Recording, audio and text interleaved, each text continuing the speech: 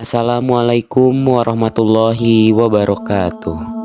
Halo semuanya, pada kesempatan ini kami akan menceritakan cerita pendek berjudul Pohon Keramat, karya Yus R. Ismail. Sebelumnya, kami akan memperkenalkan diri terlebih dahulu. Halo semuanya, nama saya Muhammad Argi Fabian Januar, absen 18, kelas 99. Halo, saya Maura Jeja Musadad, absen 16, kelas 99. Halo semuanya, saya Gazapatu S, absen 12, kelas 99. Halo, saya Nabila Febrianti, absen 20 dari kelas 99. Halo, nama saya Kemal Brilian, nomor absen 14. Di sebelah barat kampung ada gunung tidak begitu besar. Disebut gunung barangkali tidak tepat karena areanya terlalu kecil. Lebih tepatnya disebut bukit. Tapi penduduk kampung sejak dulu sampai sekarang menyebutnya dengan Gunung Beser. Meski areanya kecil, jangan tanya siapa saja penduduk yang pernah masuk ke dalam Gunung Beser. Mereka akan bergidik hanya membayangkan keangkerannya. Mereka dari kakek, nenek, sampai anak-anak hafal cerita keangkeran Gunung Beser. Saat pendudukan Belanda, di kampung saya ada seorang tokoh yang melawan Belanda dan berjuang sendirian tanpa pasukan. Orang tersebut bernama Jaya Sakti. Tentu saja tokoh ini menjadi incaran Belanda untuk ditangkap dan dipenjarakan. Jaya Sakti lari dari kampung ke Gunung Beser dan bersembunyi agar Belanda tidak menimpakan kemarahan kepada masyarakat di kampungnya. Bertahun-tahun pasukan Belanda dan centeng-centeng Demang mengepung Gunung Beser. Tetapi Jaya Sakti tidak pernah menyerah. Pasukan Belanda yang dipandu centeng-centeng Demang pernah melacak Jaya Sakti ke dalam gunung. Akan tetapi tidak ada seseorang pun dari mereka yang selamat. Kata orang-orang pintar, Jaya Sakti bersemedi dan tubuhnya menjadi pohon harum yang baunya dibawa angin ke sekitaran gunung. Karena cerita itu dipercaya kebenarannya, tidak seorang pun penduduk berani masuk ke kelabatan Gunung Beser. Mereka menghormati perjuangan yang pernah dilakukan Mbah Jaya Sakti. Selain itu, konon mereka takut masuk ke dalam gunung karena dahulu ada beberapa orang pencari kayu bakar nekat masuk ke dalam. Tetapi dia bernasib sama seperti pasukan Belanda dan centeng-centeng Demang itu, tidak bisa kembali. Siapapun akan berhati-hati bila berhubungan dengan Gunung Beser.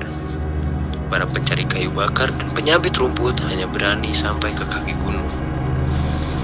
Sejak saya ingat, cerita yang diketahui oleh seluruh penduduk kampung juga meliputi karisma Gunung Beser. Tiap malam tertentu, katanya, dari Gunung Beser keluar cahaya yang begitu menyejukkan. Hanya orang tertentu yang melihat cahaya itu. Konon, seseorang dapat melihat cahaya itu dengan mata batinnya. Ia termasuk orang yang bijaksana dan tinggi ilmunya. Apabila ada seorang saja dari seluruh penduduk kampung yang bisa melihat cahaya itu, artinya Mbah Jaya Sakti. Begitu penduduk kampung menyebut penghuni Gunung Beser melindungi kampung. Kan tetapi ada orang yang sembrono melanggar keheningan Gunung Beser, Mbah Jaya Sakti bisa marah. Jangankan menebang pohon tanpa izin, masuk saja ke dalam gunung akan kualat. Bisa-bisa dianggap mata-mata Belanda oleh Mbah Jaya Sakti. Itulah sebabnya penduduk kampung begitu takut mengganggu ketenangan Gunung Beser. Sayang, Gunung Beser menyimpan kenangan tersendiri. Sejak umur 5 tahun, saya sering tidur di rumah kakek. Setiap subuh, kakek membangun saya dan mengajak pergi ke masjid kecil di pinggir sawah. Saya yang kadang masih merasa ngantuk, begitu turun dari rumah selalu takjub melihat Gunung Beser berdiri kukuh. Saya merasa kesegaran pagi, harum dedaunan dan bau tanah adalah bau khas Gunung Beser. Saya selalu berharap begitu turun dari rumah bisa melihat gunung itu bercahaya. Selesai salat, kakek yang biasa mengontrol air sawah, saya selalu menguntit dari belakang tanpa banyak bicara. Barangkali anak lain akan mengeluh karena air dan udara sawah dingin, tetapi saya tidak. Saya menyukai kesegaran air dan udara itu. Tidak jarang, saya mandi di pancuran sawah. Dari pematang yang lebar-lebar, saya menyaksikan bagaimana gunung beser yang seperti patung raksasa hitam itu lambat laun bercahaya tertimpa sinar matahari. Saya sering beranggapan bahwa dari cahaya itu bukan dari matahari, tapi keluar dari hati saya sendiri. Setiap melihat dedaunan yang bergoyangan, saya sering melamun melihat dia sakti sholat di atas daun pisang. Bagi sawah-sawah di kampung saya, air tidak mesti diperebutkan. Gunung Beser memberikan air yang melimpah.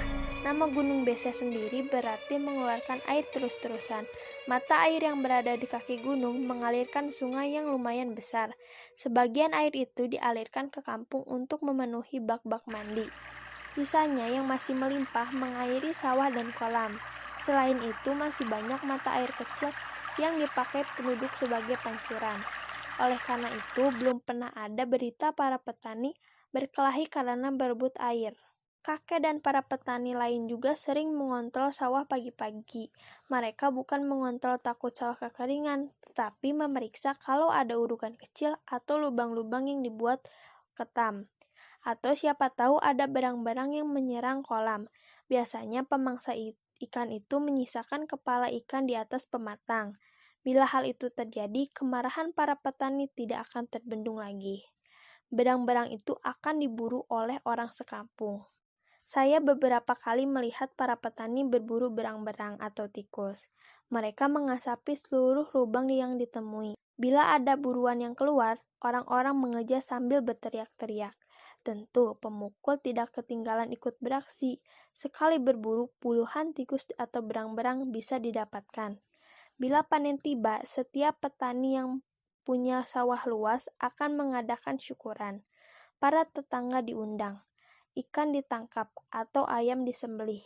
Saya selalu senang, selain sering dibawa kakek ke tempat syukuran, saya senang dengan hari-hari di sawah. Anak-anak seluruh kampung mengalihkan tempat bermain ke sawah. Ada yang membuat baling-baling, bermain musik dengan trompet-trompet kecil dari batang padi, atau berburu burung bengker. Saya pernah mengikuti seluruh permainan itu. Saya bermain dengan anak dari kelompok mana saja. Setiap orang di kampung saling mengenal, termasuk anak-anak. Bagi anak-anak, sawah adalah tempat yang paling memberi kenangan. Kami mandi sore di pancuran sawah. Setiap sore kecuali hari Jumat, anak-anak belajar ngaji di masjid. Kakek awalnya mengajar, tapi akhirnya diteruskan oleh Kang Hashim. Saya menjadi anak emas apabila Kang Hashim mengajar. Selain dari Kang Hashim, saya belajar mengaji dari kakek. Bagi saya, mengaji bukan hal baru. Sebelum sekolah, setiap malam kakek mengajar saya. Maka pelajaran yang diberikan Kang Hashim kepada anak-anak lain sering merupakan hal yang sudah saya hafal betul.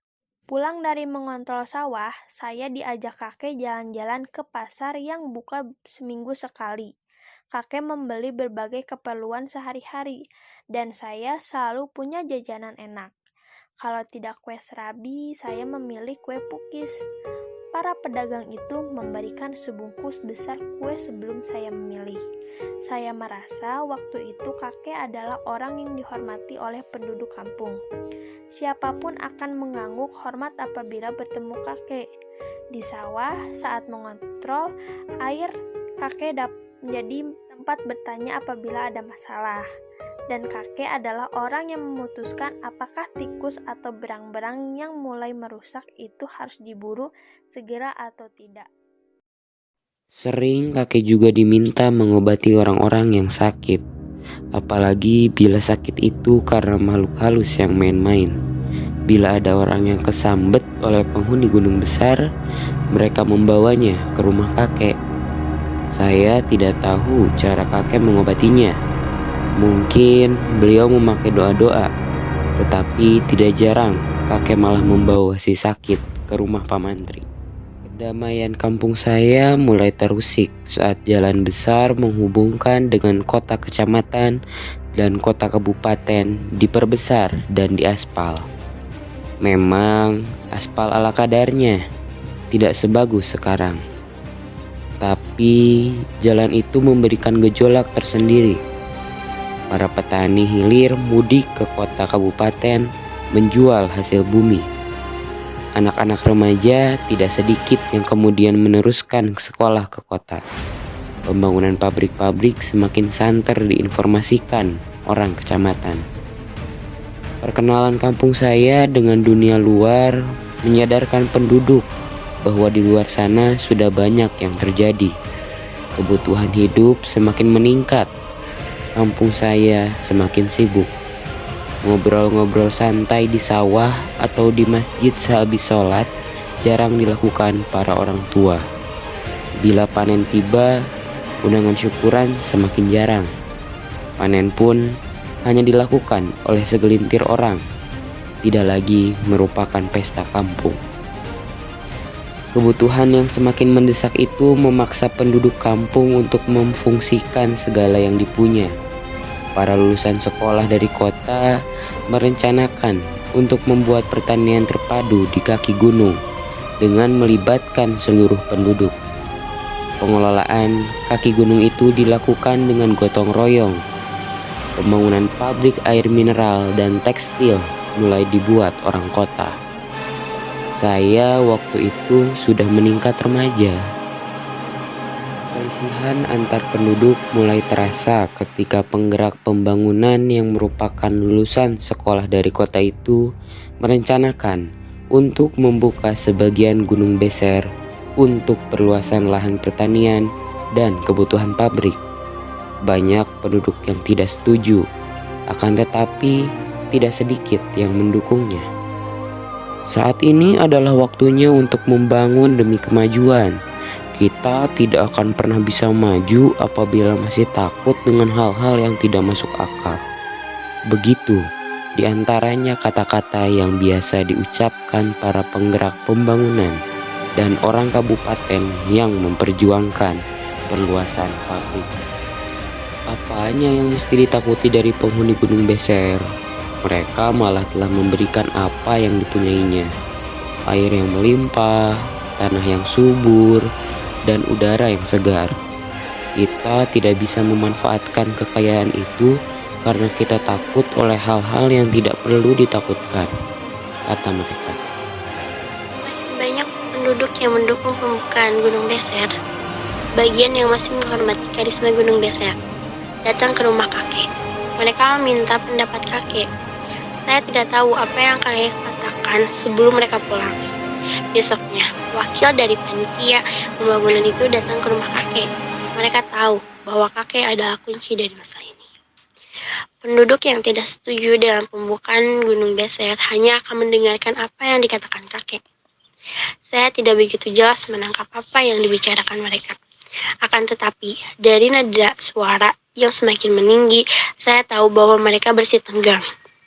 Saya mengintip peristiwa itu dari bilik kamar. Saya bersiap meloncat seandainya mereka melakukan kekerasan terhadap kakek. Akan tetapi, kejadian yang saya lamunkan itu tidak terjadi. Mereka pulang setelah terlebih dahulu menyalami kakek. Besoknya, saya baru tahu bahwa kakek menyetujui pembukaan sebagai Gunung Beser. Saat itu, saat sulit, kata kakek ketika malamnya saya menanyakan kenapa kakek menyetujui pembukaan sebagian Gunung Beser. Semakin banyak kebutuhan hidup dan semakin banyak orang yang merasa pintar. Akan tetapi, orang-orang pintar itu tidak tahu tentang kebijaksanaan. Mereka tidak sadar bahwa sebagian besar manusia yang ada di dunia ini adalah yang ada di bawah standar kepintaran. Kisah Mbah Jaya Sakti masih diperlukan untuk melindungi Gunung Beser. Saya kurang mengerti apa yang dikatakan kakek. Ketika malam besoknya, kakek bercerita bahwa Mbah Jaya Sakti dan keangkeran Gunung Beser itu tidak ada. Saya semakin tidak mengerti dengan kakek. Kalau begitu, kenapa tidak dari dulu Gunung Beser itu dibuka? Gunung Beser akan marah kalau dibuka, kata kakek. Kan Bajaya Sakti dan keangkeran itu tidak ada. Ya, tidak ada. Tapi Gunung Beser tetap akan marah apabila dibuka. Kenapa kakek menyetujui? Mereka berjanji akan membuka sampai perbatasan kaki gunung saja. Pembukaan kaki gunung Beser itu akan dilakukan dengan bergotong royong. Bantuan tenaga dan dana besar dari pihak pabrik disambut masyarakat. Kejadian yang semakin langka itu ditandai dengan syukuran kampung yang dipimpin oleh Pak Bupati yang sengaja datang. Tidak ada kejadian-kejadian aneh selama pembukaan kaki gunung. Tanaman pun tumbuh subur karena tanahnya subur dan air melimpah. Rumah-rumah dibangun karena pabrik-pabrik membutuhkan banyak kerja yang sebagian besar didatangkan dari daerah lain. Para penggerak pembangunan itu mendapat pujian dari hampir seluruh penduduk sekampung. Mereka dibicarakan setiap pertemuan resmi dan tidak resmi. Kakek meninggal tidak lama kemudian. Kematian kakek tidak mendatangkan perhatian yang besar dari penduduk. Saya sedikit cemburu kepada penggerak pembangunan yang sudah mencuri perhatian penduduk dari kakek itu. Kecemburuan itu bisa diredam karena saya sudah masuk sekolah menengah, mengagumi juga apa yang mereka lakukan. Keberhasilan pertanian dan pabrik itu memberi kemewahan tersendiri bagi kampung saya. Sarana-sarana umum dibangun. Banyak rumah memiliki pesawat televisi. Semakin banyak anak-anak yang meneruskan sekolah di kota. Kepercayaan bahwa keangkeran Gunung Beser itu tidak ada mendorong penduduk untuk membuka Gunung Beser lebih jauh. Tempat-tempat pertanian baru dibuka, rumah-rumah dibangun, perusahaan-perusahaan yang memanfaatkan mata air besar dibangun. Izin-izin pengelola Gunung Beser semakin banyak dimiliki orang. Pohon-pohon besar ditebang, yang tidak punya izin berdagang kayu sembunyi-sembunyi. Gunung Beser bercahaya siang malam. Sinar matahari memantul dari bangunan-bangunan dan daerah-daerah kering. Malam bercahaya oleh semaraknya listrik. Penduduk kampung, termasuk saya, menyambut kemajuan itu. Mereka, termasuk saya, tidak menyadari bahwa di kampung semakin terdengar berita adanya perkelahian petani gara-gara berebut air. Para remaja putus sekolah, kebingungan mencari kerja karena menggarap lahan pertanian yang semakin tidak subur itu terasa rendah.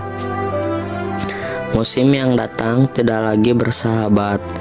Tiba-tiba saya merasa bahwa hal seperti itu bukan merupakan bagian dari kampung saya. Kekeringan di musim kemarau dan banjir-banjir kecil di musim hujan tidak lagi asing. Para penduduk tidak menyerah. Alam harus ditaklukkan. Kipas angin dan kulkas menjadi kebutuhan di musim kemarau. Bendungan-bendungan kecil dibangun untuk menanggulangi musim hujan. Tiba-tiba saya merasa bahwa persahabatan dengan alam menghilang dari kamus kampung saya. Perlawanan terhadap alam itu berakhir ketika tahun yang oleh peneliti disebut El Nino itu tiba. Kekeringan membakar kampung saya. Banyak bangunan dan lahan yang hangus. Saat musim hujan tiba, banjir besar melanda. Rumah-rumah hanya kelihatan atapnya. Saya sedang duduk di atap-atap rumah ketika bantuan puluhan perahu itu tiba. Saya hanya bisa mencatat peristiwa-peristiwa seperti itu tanpa mengerti apa yang telah terjadi. Seperti remaja lain di kampung, saya kebingungan dengan banyak hal. Satu hal yang pasti, kita harus lebih dekat bersahabat dengan alam, agar alam lebih bersahabat dengan kita. Pohon memang keramat, harus dihargai, dihormati, dijaga, dan dipelihara. Tanpa pohon, bencana akan lebih sering terjadi menimpa kita. Mbah Jaya Sakti mestinya berubah menjadi kesadaran ilmu.